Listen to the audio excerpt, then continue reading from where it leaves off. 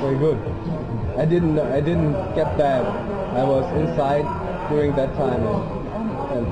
But what I really found disturbing were the kids distributing the black PR in front of the building. Did you see that? I didn't see it other than looking down from the windows and when we were driving in, but that is not unusual. And what they say in their black PR is not unusual. It is, of course, outrageous. None of us are neo-Nazis, and none of us are stormtroopers and the like, but they call us that anyway, and perhaps someone might sue them eventually for defamation. So, how did you like the event at all? It was a big win. It was packed to capacity, I think, and it was attended by a lot of interesting people from right across Europe, people from government, people from NGOs and non-profits, lots of anonymous, and lots of interested people from the public. The panel, I thought, was an interesting panel. Larry Brennan gave an excellent speech on his involvement in the corporate reorganization of Scientology back in 1981 and 1982. The reorganization that led to the current structure, which he explains in his affidavit, which is on the internet. The affidavit of Lawrence Brennan, maybe the affidavit of Larry Brennan, can be found under that church.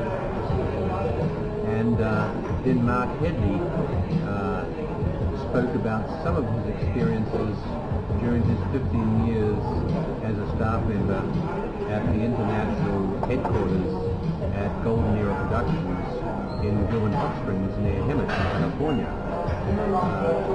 He has lots of interesting anecdotes about the abuses and the violence and the physical assaults committed on staff members by David Miscavige, and some of the brutality that is conducted there. One story he didn't tell that is particularly horrifying is one set of lower conditions he had to do. PM apparently is always looking for something worse to punish staff members with. And this time he came up with the sewage ponds. Out in Hemet they have sewage ponds. And so Mark Hemet, for one ethics handling, had to spend a number of days working in the sewage ponds, up to his thighs in sewage, without any protection whatsoever. And that has led to him having permanent respiratory problems. So that's the sort of dangerous thing that Scientology, especially David Miscavige, can engage in. So Mark Headley spoke very emotionally about his experiences at Gold Base. Jason DeGay spoke publicly about his experiences as a celebrity and the sense of betrayal he felt when he discovered the true dark side of Scientology. And you can probably see what he said on the internet. And then I spoke on how Scientology influences the US legal system for its own ends, and I think that is probably on the internet already, and if it's not, the text of my speech will be posted sometime next week. And the aftermath of the conference,